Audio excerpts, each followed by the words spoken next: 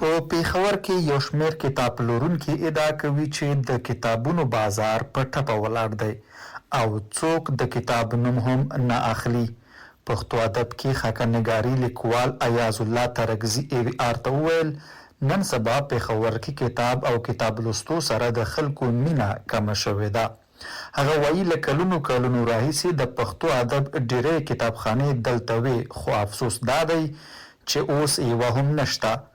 زموږ د ادب روښانه محل کتابخانه هم بنده شوې او کتابونه مو ګودام ته انتقال کړي، ځکه ادعا کوي چې د کتاب مینوال ورک شوي دي. مونږ باقاعده دا یو زما په خپل هم لکه پښتو ادب سره دې سره ډېر زیات شوق نو ما باقاعده چې کوم دی یو اداره جوړه کړله دا د محل په نوم باندې او ما پې ډېره زیاته پیسه ولګوله. ما شوروم ښه غټ جوړ کړو، ځای مې په کرۍ ونیولو.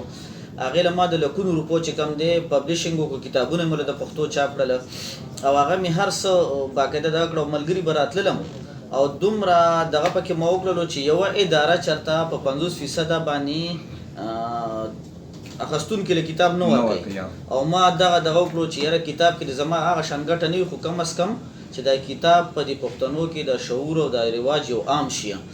هغه مونږ تقریبا 3 کاله وساتله شوروم، خو په 3 کاله کې به دومره داسې پوزیشن و چې قریب به مونږ د جیبه ورکوله. کتاب لکه د خرڅېدو چا دومره دا نه کړ، ډېر ملګري به راغلو بس کتابونه به یې پکې خوښ کړه راغونډ به یې که چا به راته ویلې چې هلکه دا کتاب د ما یوړو، بس مونږ هم چاته څه نه وي، زه یو حصه. ریاض الله چې یو افغان کتاب پلورونکی دی ادعا کوي چې په پېښور کې د کتاب او کتاب لوستلو کلتور ختم شوی.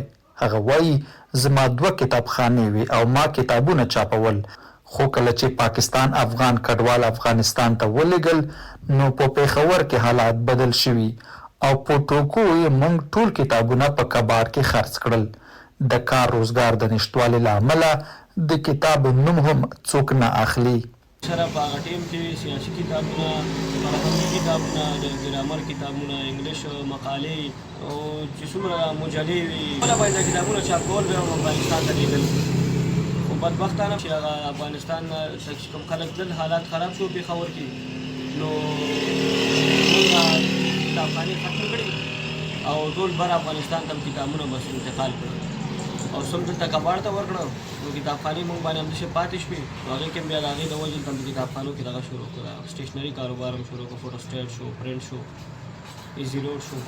کتاب اوس څوک د کتاب پوښتنه بیخي نه کوي. د ادب محل کتابخانې مسؤل عباس AVR ته زیاته کړه کله چې کتابخانه جوړه کړه هغه وخت خلکو کې د کتاب لوستلو شوق ډیر و. موږ به هره میاشت کې زیات کتابونه چاپول، خو اوس څوک کتابونه نه چاپوي. د زیاته کړه چې خلک اوس ډیر له موبایل او ټولنیزو رسنیو فیسبوک سره لیوالتیا لري. له کتاب لوستلو سره لیوالتیا ډیره کمه شوې او زموږ د خلکو یوه بله ستونزه دا ده چې کار نه لري، بېروزګاره او نه لوستي دي. زما نوم عباس دی او زه ادب محل نه د 3 کالو نه زه لګیا یم. خپل کوشش زما جاري دی چې اوله کې چې ادب محل څنګه دغه شو جوړ شو جي نو هغه ټایم کې به په میاشت کې به صرف میاشت کې دننه به 15 کتابونه چاپ کېدل په میاشت کې دننه جي.